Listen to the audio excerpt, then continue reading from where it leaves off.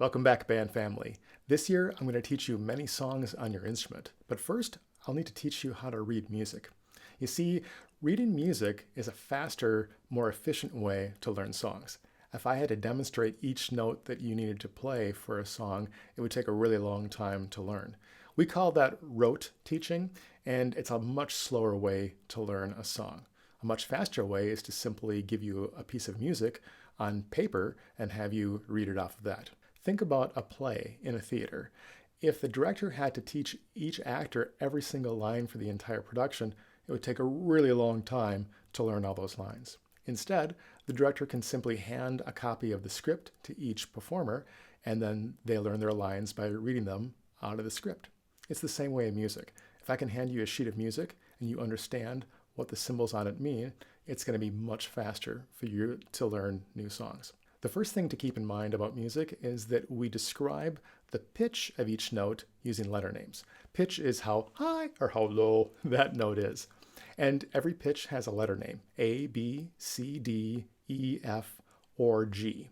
There's only 7 different letters we use: A, B, C, D, E, F, G.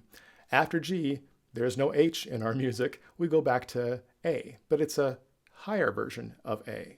So it goes A, B, C, D, E, F, G, A, B, C, D, E, F, G, A, B, and it just keeps going. It's kind of like numbers. If you think about it, you start counting in 1, 2, 3, and you keep going, and then eventually you start over at 11, 12, 13, you keep going, and then it becomes 21, 22, 23. So the numbers keep recycling. It's the same way with music. A, B, C, D, E, F, G, A, B, C, D, E, F, G, and so on. Before I show you what all these different pitches, the A's and the B's and the C's, look like on the page, first we're going to go on a field trip. We're going to take a road trip in my car. Oh yeah, all 100 of you guys pile into the back seat of my car, and we're going to go on a road trip anywhere you want. But first, you'll need to decide where you want to go on our school field trip, on our road trip. All right, so just shout out the destination. I'll listen to you guys. Okay, we got Duluth, Chicago, Hawaii. You want to take a road trip to, okay, I guess we're going to take a road trip to Hawaii. This will be an interesting road trip. So let's pile into my car, but I've got a request for you. I want you to keep an eye on the speedometer. Mr. T has a tendency to drive a little fast, and so I want you to help me out. Keep an eye on that speedometer the entire time, okay?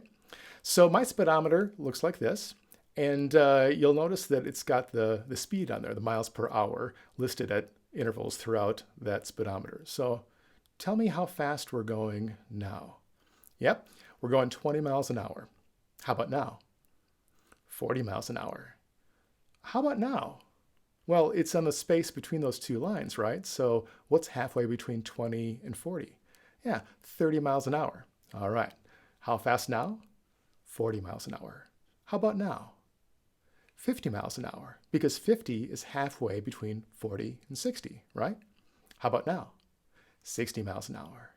Now, 70, 80. Oh. Well, I've got some bad news. The police have taken away my car. So we can't continue on the road trip in my car. But no worries, I've got access to the school van. So everybody pile into the school van, and we're going to continue our road trip to Hawaii. But the speedometer looks a little different in the school van. Rather than a sideways arc, the speedometer goes up and down. But otherwise, it works the same way. Please keep an eye on my speed. How fast are we going now? 20 miles an hour. How about now? Yeah, now we're going 10 miles an hour, right? Because halfway between 0 and 20 is 10. How about now? 30. How about now? 40 miles an hour. How about now? 60 miles an hour. And now, 50 miles an hour. 70, 80. Oh, okay. I've been pulled over and the school van has been taken away. So unfortunately, I don't think we can go on our road trip to Hawaii, which is probably for the best, because I tell you, once we got to the Pacific Ocean, that road trip would have gotten pretty weird. So you were able to figure out what the speed was on the speedometer, even when the number wasn't listed. You could look between the lines and figure out what the space would be between those numbers. It's the same way with music written out on a page. We use a series of lines and spaces called the staff, and each line or space has a letter to it. For example, If I had a line that was an A and the line above it was a C, what would we call the space in between it? Well, what letter comes between A and C? B. So that means that if you have a line that's an A and a C above it, on the next line, the space in between is the letter B. What would be above that C? What would the next space be? It would be D. How about the line above that? It would be E. So by figuring out even one line or space, you can then figure out what the rest of the letters are above it and below it. We typically write out music on a set of 5 lines called the staff. It's the 5 lines as well as the spaces in between them. So if we think of a vehicle, if you were driving a moped that goes relatively slowly, you only need to see those slower speeds. On the other hand, if you were driving a Formula One race car, you're going to need to see much faster speeds. And so we could show you a chunk of that speedometer that's going to be more useful to you. It's the same way in music. If you're playing an instrument that has generally higher notes like flute, clarinet, saxophone, trumpet, horn, or the higher end of large mallet instruments, I'm going to show you just the higher notes. Similarly, if you're playing an instrument that has lower pitches like trombone, euphonium, tuba, or the bottom end of large mallet instruments, I'm going to show you just the lower notes. I'm going to put that staff farther down below. To tell you where the staff is located, if you're playing higher notes or lower notes, we put a special symbol at the very beginning of that staff. If you're playing higher notes, again, like flute, clarinet, saxophone, trumpet, horn, or the higher end of a mallet instrument, we put a special symbol at the beginning of the staff called a treble clef. The treble clef tells you you're playing higher notes. If you play an instrument that has lower notes, again, that would be trombone, euphonium, tuba, or the lower end of a large mallet instrument, we would put at the beginning of the staff the bass clef because it tells you you're playing lower notes. That treble clef could also be called the G clef, and that's because it's kind of a fancy looking G. Hundreds of years ago, it looked more like a G, and the bottom part of that clef circles around the second line, which is the G line. That's why it's the G clef. They're showing you, hey, we're going to put a G on this second line because it is G. Now, if we look at the next space right above it, that next space above it would be the next letter in the alphabet. Remember, there's no H. What comes after G? A, B, C, D, E, F, G, A. So that next space is going to be A. The line above that is going to be, well, what's the next letter in the alphabet after A? It'll be B. And then after B comes C. So as long as you know at least one line or one space in the staff, you can figure out the rest of them. You can even go backwards. If the second line is G, if we go down to the space below it, what comes before G in the alphabet? If you're not sure, say the alphabet. A, B, C, D, E, F, G. Oh, right before I said the letter G, I said F. So therefore, the note that comes before G is F. And the space that's below that G line is F. What comes before F? What's that next line down? Let me count through the alphabet. A, B, C, D, E, F. Oh, E is before F. So that means that the first line is E. Let's take a look at the notes in the staff that are indicated by the bass clef. These are the notes that are played by lower pitched instruments like trombone, euphonium, tuba, and the bottom end of very large mallet instruments. The bass clef is also called the F clef because hundreds of years ago, it looked like an F. It's changed over the years and it looks less like an F nowadays, but the idea is that by putting an F at the beginning of the staff, they can show you which line is F. And that fourth line from the bottom is F. If you look at the modern bass clef, it's where those 2 dots are. They're on either side of that F line. Years ago, those dots were more like lines, the top part of the F, but nowadays they're just shrunk down to 2 little dots. So on this F clef, or the bass clef, it tells us that the fourth line is F. What would be the space above that F? What's the next letter in the alphabet? It would be G, right? What about the space below the F? What would that note be? What's before F in the alphabet? If you've forgotten from just a minute ago, let's go through it.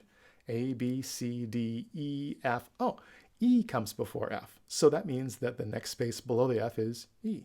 So you can figure out all the lines and the spaces in the bass clef as long as you know at least one line or one space. Simply figure out the rest by going through the alphabet. Hey, I got a question for you. Who or what is Roy G. Biv? That name might sound familiar to you because it's actually not a name at all. It's a way to remember the colors in the rainbow: red, orange, yellow, green, blue, indigo, violet. Roy G. Biv. We say that's a memory aid or a mnemonic aid. It's a way to memorize something more complicated. It's the same thing in music. If you want to memorize the names of the lines in the staff that you use in your instrument, we can put all those letters together and find ways to memorize them. It'd be a memory aid or a mnemonic aid.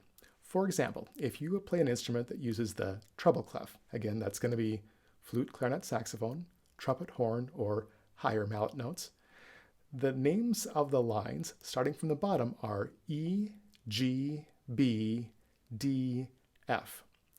Now, trying to find a way to memorize those is kind of tricky. There's been a number of suggestions over the years about how you might remember them. For example, you could create a sentence where each word begins with that letter. Starting from the bottom with the E, one that I've heard many years ago was, "Every good boy does fine," or "Every good boy deserves fudge." How about "Elvis's guitar broke down Friday"? These are all ways to remember the names of those lines. My favorite is "Everybody giggled because Daddy farted."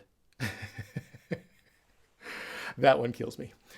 So whatever way you want to memorize the names of these lines, find a way that works for you. Some people just memorize that the very bottom line on the treble clef is E.